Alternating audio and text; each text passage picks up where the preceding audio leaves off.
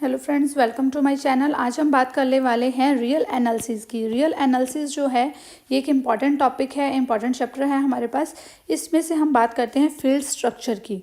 Field structure क्या होता है, एक फील्ड हम किसको बोलते हैं रियल एनालिसिस में, या हम ऑर्डर्ड फील्ड किसको बोलते हैं। फील्ड के बाद हम देखते हैं ऑर्डर्ड फील्ड। ऑर्डर्ड फील्ड क्या होता है उसके बाद मैं आपको करवाऊंगी कंप्लीट ऑर्डर्ड फील्ड क्या होता है। चलिए, सबसे पहले जो ऑर्डर्ड फील्ड है या सबसे पहले हम देखते हैं फील्ड क्या होता है। एक फील्ड जो है हम इसको कैसे डिनोट करते हैं, हम उसको एफ से डिनोट करते हैं। ये जो होता है हमारे पास प्लस और मल्टीप्लिकेशन के केस में इस तरह से एक फील्ड डिनोट होता है। चलिए, मैं फील्ड की आपको डेफिनेशन और प्रॉपर इसका कंसेप्ट क्या है वो मैं आपको क्लियर बहुत अच्छी तरह से बताती हूँ। चलिए देखते हैं, ये हमारे पास फील्ड स्ट्रक्चर की डेफिनेशन है। हम सबसे पहले डेफिनेशन देख लेते हैं। A field is a set F. Field क्या बनेगा, एक सेट है F with two binary operations. दो बाइनरी ऑपरेशंस इसके ऊपर ऑपरेट हो रहे हैं, addition and multiplication for all a B c belongs to F which hold the following axioms. देखिए, कुछ प्रॉपर एक कंडीशंस हैं जो उसको सेटिस्फाई करनी पड़ती हैं। जब वो कंडीशंस एडिशन और मल्टीप्लाई की जब वो कंडीशन सॉल्व हो जाती हैं तो हम उसको क्या बोल देते हैं, उस स्ट्रक्चर को हम बोल देते हैं फील्ड है। वो जो स्ट्रक्चर होता है उसको हम क्या बोल देते हैं, फील्ड है। अब मैं आपको वो जो सारे एग्जिम्स हैं या जो वो सारी कंडीशंस हैं, वो सारी कंडीशंस मैं आपको बताती हूँ कि वो सारी कंडीशंस एक्चुअली में होती क्या हैं। अगर वो सारी कंडीशन सेटिस्फाई हो जाती हैं तो हम उसको क्या बोलते हैं, दैट इज़ फील्ड। चलिए, यहाँ पे ए बी सी तीन एलिमेंट्स हैं हमारे पास जो किसको बिलोंग करते हैं, एफ को बिलोंग करते हैं। तो हम इससे रिलेटेड क्वेश्चन करते हैं। देखिए, एग्जाम में फर्स्ट एग्जाम हमारे पास क्या आएगा, फर्स्ट हमारे पास आएगा A plus B belongs to F. देखिए यहाँ पे जहाँ ए बी सी एफ को बिलोंग करते हैं, A plus B belongs to F, इसको हम बोलेंगे एडिटिव क्लोजर। ठीक है फ्रेंड्स, हमें फील्ड बनाने के लिए फर्स्ट प्रॉपर्टी ये चाहिए। देन नेक्स्ट सेकेंड प्रॉपर्टी क्या होगी इसमें, A plus B plus C will be equal to A plus B plus C. इसको हम बोल देते हैं एसोसिएटिव प्रॉपर्टी। Associative property. ये सारे एग्जाम्स जो हैं ये सारे एग्जाम अगर सेटिस्फाई होते हैं तो हम किसी स्ट्रक्चर को क्या बोलते हैं, फील्ड बोलते हैं। देखिए, थर्ड हमारे पास क्या कंडीशन होती है, A plus B is equal to B plus A. इसको हम क्या बोलते हैं, क्यूमुलेटिव प्रॉपर्टी। क्या बोलते हैं, क्यूमुलेटिव प्रॉपर्टी। देखिए फ्रेंड्स, आपको इस तरह से ही इसको प्रॉपर ध्यान में रखना है। अगर ये चीज़ें आपको एक बार समझ में आ जाती हैं देन सारे क्वेश्चन टोटली सारा कुछ आपके लिए बहुत ही ईजी हो जाना है। सबसे पहले आपको फील्ड की डेफिनेशन को समझना, फील्ड को समझना बहुत इंपॉर्टेंट है। ये सारे एग्जाम्स जो मैं आपको बता रही हूँ, ये सारे एग्जाम्स अगर सेटिस्फाई होते हैं तो कोई भी स्ट्रक्चर जो है हम उसको फील्ड बोल सकते हैं। और फील्ड के बाद ही ऑर्डर फील्ड और उसके नेक्स्ट जो है हम कंप्लीटनेस या कंप्लीट की बात करते हैं, कंप्लीट ऑर्डर फील्ड की बात करते हैं। चलिए, सबसे पहले हमें फील्ड पता होना चाहिए कि फील्ड क्या है। देन नेक्स्ट नंबर 4 पे हमारे पास आ जाता है, there exist an element 0 belongs to F such that A plus 0 is equal to 0 plus A is equal to A for all. A किसको बिलोंग कर रहा है, एफ को बिलोंग कर रहा है। ठीक है फ्रेंड्स, ये कंडीशन में क्या है कि यहाँ पे एक एलिमेंट एग्जिस्ट करेगा 0 एफ के अंदर। अगर हम ए में 0 को ऐड कर देते हैं या 0 प्लस ए लिख देते हैं तो हमारे पास हमेशा वैल्यू क्या आएगी, ए आएगी। और यहाँ पे ए जो है वो किसको बिलोंग कर रहा है, एफ को बिलोंग कर रहा है या फील्ड को बिलोंग कर रहा है। अभी हम देख रहे हैं कि ये फील्ड है भी या नहीं है। चलिए, नेक्स्ट प्रॉपर्टी हमारे पास आती है, A belongs to F, there exist an element minus A belongs to F. एक एलिमेंट माइनस ए बिलोंग करेगा सच दैट, क्या कंडीशन होगी उस माइनस ए की, A plus minus A is equal to minus A plus A is equal to 0। यही जो हमने लिया था यहाँ पे 0, यही यहाँ पे इसकी वैल्यू आएगी। मीन्स हम बात कर रहे हैं कि अगर कोई माइनस ए भी इसमें एग्जिस्ट करता है तो ए प्लस माइनस ए प्लस ए किसके इक्वल होगा, 0 के इक्वल होगा।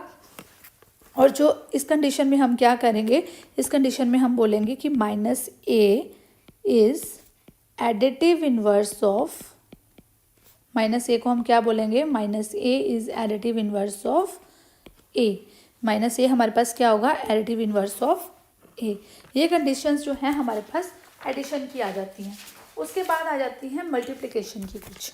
ये तो हमारे पास एडिशन की कुछ प्रॉपर्टीज़ हो गई। एडिशन की प्रॉपर्टीज़ में ए प्लस बी जो है वो एफ को बिलोंग करेगा, ए प्लस बी प्लस सी जो है वो ए प्लस बी प्लस सी के इक्वल होगा, ए प्लस बी बी प्लस ए के इक्वल होगा, ये सब चीज़ें। उसके बाद जीरोस में कुछ वैल्यू एग्जिस्ट करेगी जो ए प्लस जीरो, जीरो प्लस ए के इक्वल होगी। देखिए फ्रेंड्स, अगर आपने एक बार इसको कर लिया बहुत ईजी हो जाना है आपके लिए, इसके साथ के क्वेश्चंस ईजी हो जाने हैं आपके लिए। चलिए अब हम देखते हैं मल्टीप्लिकेशन की भी कुछ प्रॉपर्टीज़ हैं। तो मल्टीप्लिकेशन से रिलेटेड प्रॉपर्टीज़ देख लेते हैं। इसको हम कुछ इस तरह से नंबर से ले लेते हैं मल्टीप्लाई के लिए। देखिए ए बी और सी वही चीज़ है, ए बी और सी। यहाँ पे भी क्या है, ए बी और सी जो हैं वो ऑलरेडी एफ को बिलोंग करते हुए हमारे पास एलिमेंट्स हैं। मल्टीप्लाई में भी हम वही यूज़ कर रहे हैं। यहाँ पे हमारे पास आएगा A B belongs to F. A और बी किसको बिलोंग कर रहे हैं, एफ को बिलोंग कर रहे हैं। तो हम इसको बोलेंगे मल्टीप्लाई क्लोजर। हम इसको क्या बोलेंगे, multiply closure. Then next second हमारे पास आ गया a b into c is equal to A into b c. हम इसको लिखेंगे मल्टीप्लिकेटिव मल्टीप्लिकेशन इज एसोसिएटिव। इसको हम क्या बोलेंगे, multiplication is associative. Then third हमारे पास आ गया a b is equal to b a, cumulative property. ये सारी कंडीशंस जो हैं ये सेटिस्फाई होती हैं तभी कोई जो फील्ड बनती है हमारे पास, कोई भी स्ट्रक्चर को हम फील्ड बोलते हैं। देखिए आपको लर्न रखना कितना इजी है। यहाँ पे जब हम एडिशन की बात कर रहे थे तब ए प्लस बी था, वो एफ से बिलोंग कर रहा था। मल्टीप्लिकेशन की बात की तो ए बी आ गया यहाँ पे। एडिशन की बात करी थी तो ए प्लस बी प्लस सी इस तरह से बन गया था। मल्टीप्लिकेशन की बात करी ये भी उस तरह से ही है। देन एडिशन की बात करी ए प्लस बी बी प्लस ए के इक्वल हो गया, वैसे ही ए बी बी ए के इक्वल हो गया। कुछ बहुत ज़्यादा डिफिकल्ट नहीं है, बहुत ईजी सा है, बहुत ईजीली आपको लर्न हो जाना है। ये चीज़ बहुत ईजीली आपको समझ भी आ जानी है। देखिए ऑप्शन नंबर 4 क्या है, there exist an element one called unity. इसको हम क्या बोलेंगे, यूनिटी ऑफ एफ। इसको हम क्या बोलेंगे, यूनिटी ऑफ एफ। इसमें क्या सेटिस्फाई होगा, 1 into a is equal to A into 1 is equal to A for all a belongs to F.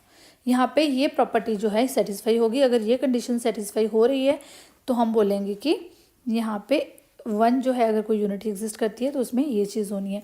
देखिए हमने यहाँ पे 1 क्यों लिया, अगर हम यहाँ पे 0 लेते हैं, एडिशन के केस में हमने 0 लिया, तो अगर हम यहाँ पे 0 लेते हैं तो ये तो सारा कुछ 0 ही हो जाएगा। हम यहाँ पे यूनिटी किसको बोलेंगे, 1 को बोलेंगे।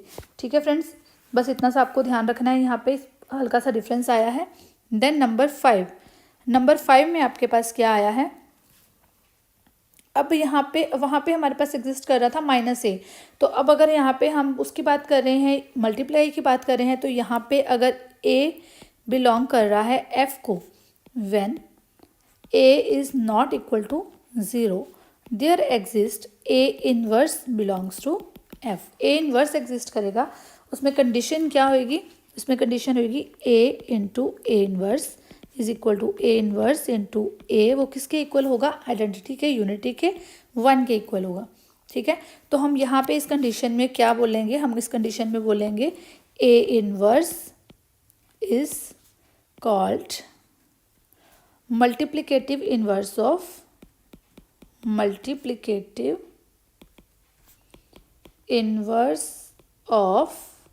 ए। ए इनवर्स को हम क्या बोलेंगे, मल्टीप्लिकेटिव इनवर्स ऑफ ए। ठीक है फ्रेंड्स, यहाँ पे ये चीज़ आपको समझ आ गई।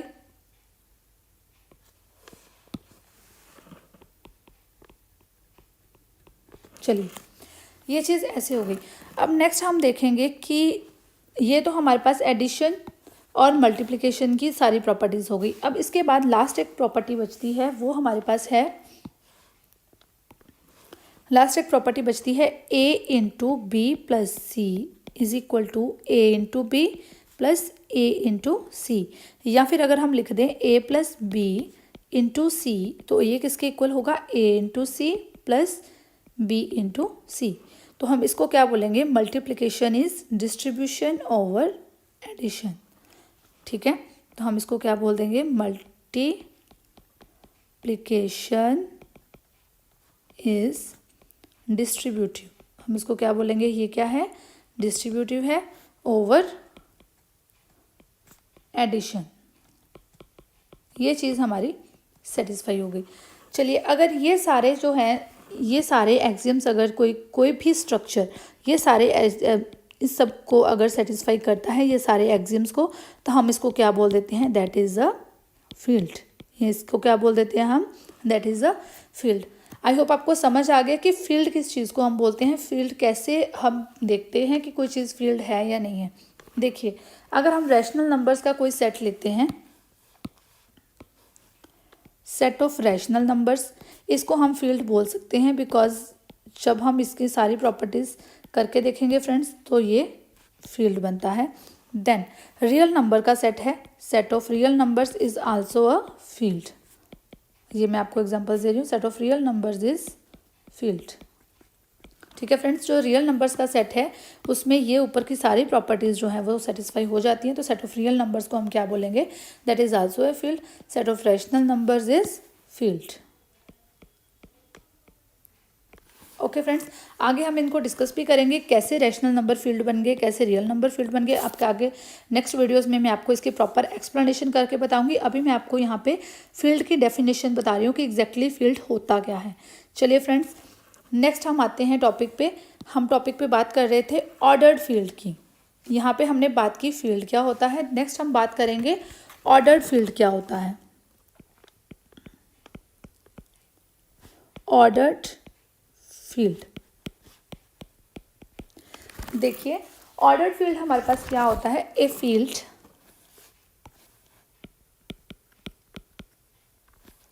कोई फील्ड है हमारे पास f, इसको हम फील्ड को इस तरह से लिखते हैं, इसमें एडिशन और मल्टीप्लाई शो करते हैं हम।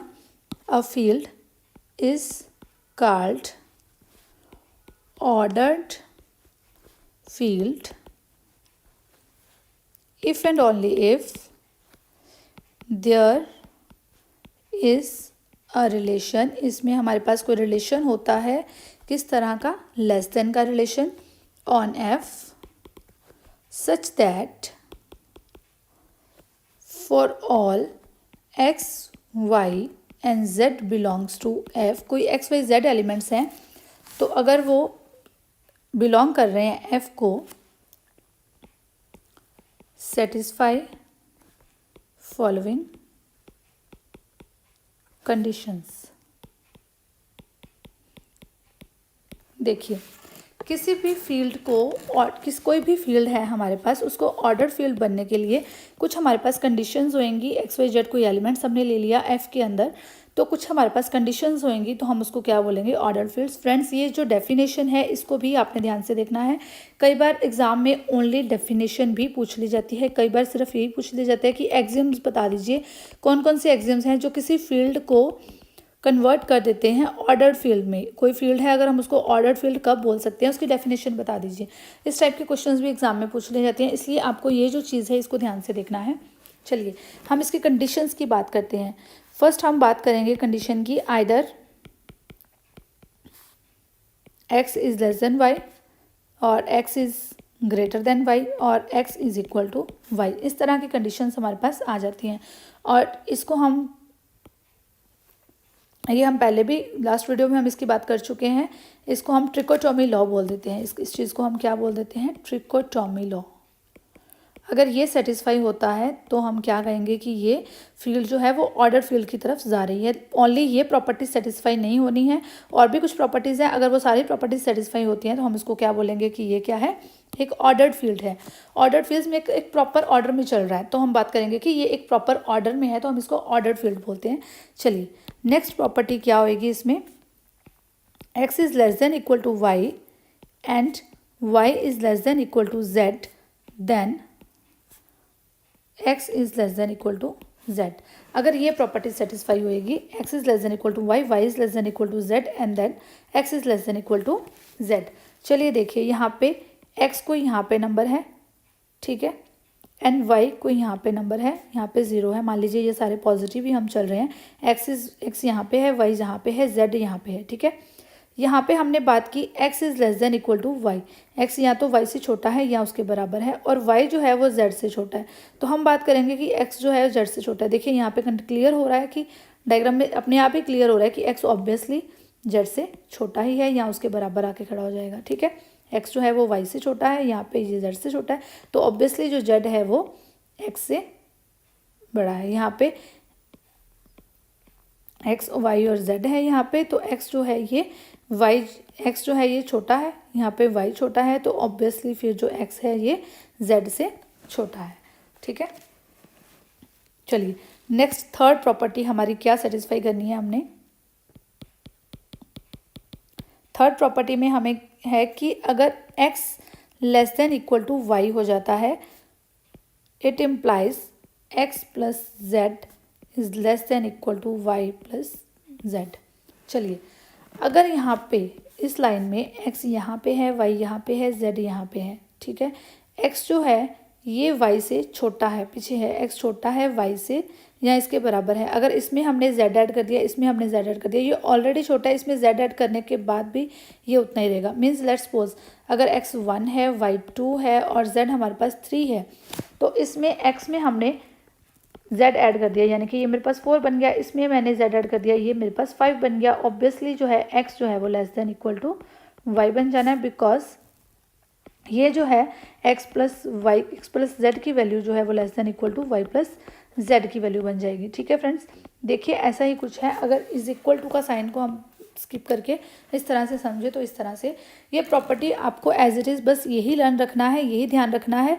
वो मैं आपको समझाने के लिए अलग से आपको बता रही हूँ कि किस तरह से ये प्रॉपर्टीज़ आपको याद रहेंगी।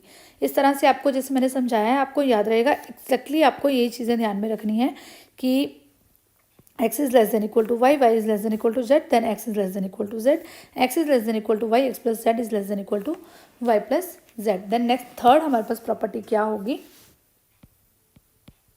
सॉरी फोर्थ नंबर में हमारे पास आएगा x is less than equal to y, ये है, एंड ए कंडीशन है z is greater than 0, then x z is less than equal to y z। देखिए हमने एडिटिव की बात की थी, एडिशन में हमने एग्जैक्टली ऐसे लिख लिया x plus Z Y plus Z, but यहाँ पे हमारे पास condition z is greater than 0 क्यों आई है। z इज़ ग्रेटर देन 0 इसलिए आई है बिकॉज अगर z लेस देन 0 हो जाता है तो दैट मीन्स कि z नेगेटिव हो जाएगा, यहाँ पे भी z नेगेटिव हो जाएगा। अगर यहाँ पे ये कोई नेगेटिव नंबर है तब तो ये भी पॉजिटिव हो जाएगा। अब अगर हम किसी को नेगेटिव नंबर के साथ मल्टीप्लाई कर देते हैं वो नेगेटिव हो जाता है, तब इन केस अगर z पॉजिटिव रहेगा तब ही ये कंडीशन सेटिस्फाई होगी कि ये जो है वो less than equal to y z हो जाएगा। नहीं तो ये नंबर अगर हम इसको नेगेटिव के साथ मल्टीप्लाई कर देंगे तो वो नेगेटिव वाली साइड पे चला जाएगा, तो फिर वो प्रॉपर्टी जो है वो सेटिस्फाई नहीं हो पाएगी। ओके फ्रेंड्स, ये चीज़ आपको समझ आई कि यहाँ पे ये कंडीशन क्यों इंपॉर्टेंट है, बिकॉज हम मल्टीप्लाई की बात कर रहे हैं, इसलिए ये कंडीशन जो है ये इंपॉर्टेंट है। एडिशन में ये चीज़ इंपॉर्टेंट नहीं होती है, बिकॉज जेड जो है ग्रेटर देन 0 है, तभी इसकी एडिशन में या इसकी मल्टीप्लिकेशन में ये प्रॉपर्टी सेटिस्फाई होती है। ठीक है फ्रेंड्स, ये तो हमारी बात आ गई ऑर्डर्ड फील्ड की। ये हमने बात किसकी कर ली, ऑर्डर फील्ड की। मीन्स अगर कोई फील्ड ये सारी प्रॉपर्टीज़ को सेटिस्फाई करता है तो हम इसको क्या बोलेंगे, ऑर्डर्ड फील्ड है। सबसे पहले जो फील्ड की सारी प्रॉपर्टीज़ हैं उसको वो सेटिस्फाई करनी है, उसके बाद ये जो है एडिशनल 4 प्रॉपर्टीज़ इसको सेटिस्फाई करना है, उसके बाद हम उसको क्या बोलेंगे, that is a ordered field. ठीक है फ्रेंड्स, ये चीज़ें आपको ध्यान में रखनी है, ये बेसिक है, ये सारा आपका रियल एनालिसिस का बेसिक है। ये चीज़ अगर आपको ध्यान में आती है तो बाद में हमारे बहुत सारे चैप्टर्स हैं जिसके अलग से मैं आपके लिए वीडियोस बना रही हूँ। आपको मेरे चैनल को सब्सक्राइब करना है और मैं बहुत सारा ढेर सारा मटेरियल आपके लिए लेके आने वाली हूँ और बहुत जल्दी ही मैं आपको सारा सिलेबस रियल एनालिसिस से रिलेटेड पूरा कंप्लीट करवाने वाली हूँ। चलिए फ्रेंड्स, आप सब्सक्राइब कर लीजिए मेरे चैनल को और नोटिफिकेशन के लिए बेल आइकन को ज़रूर प्रेस कर लेना फ्रेंड्स। चलिए नेक्स्ट हम बात करने वाले हैं कंप्लीट कैसे होती है। हमने ऑर्डर फील्ड की बात कर ली तो हमें कंप्लीटनेस की भी बात करनी है। हमारे पास टॉपिक हम टॉपिक लिख के आए थे। चलिए यहाँ पे देख लेते हैं हमारे पास टॉपिक कौन कौन से हैं। फील्ड स्ट्रक्चर की हमने बात कर ली, उसके बाद ऑर्डर्ड फील्ड की हमने बात कर ली। अब हमने बात करनी है कंप्लीट ऑर्डर्ड फील्ड। ठीक है, कंप्लीट ऑर्डर्ड फील्ड क्या होता है, चलिए मैं आपको दिखाती हूँ।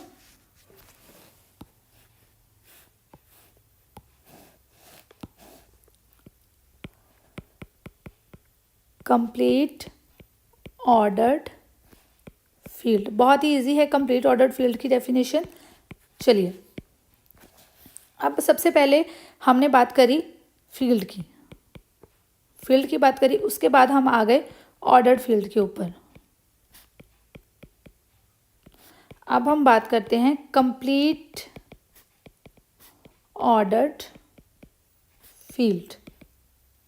कंप्लीट ऑर्डर्ड फील्ड क्या होएगा, देखिए ये सारी प्रॉपर्टीज सेटिस्फाई हैं, ये सारी प्रॉपर्टीज सेटिस्फाई हैं, यानी कि पहले हमने फील्ड को कंसिडर किया, फिर ऑर्डर्ड फील्ड की सारी प्रॉपर्टीज सेटिस्फाई करी। अब कंप्लीट की बात रह गई, पीछे बात किसकी रह गई, कंप्लीट वर्ड पेंडिंग रह गया हमारा। कंप्लीट हम कब उसको बोलेंगे, किसी फील्ड को हम कंप्लीट कब बोलेंगे, व्हेन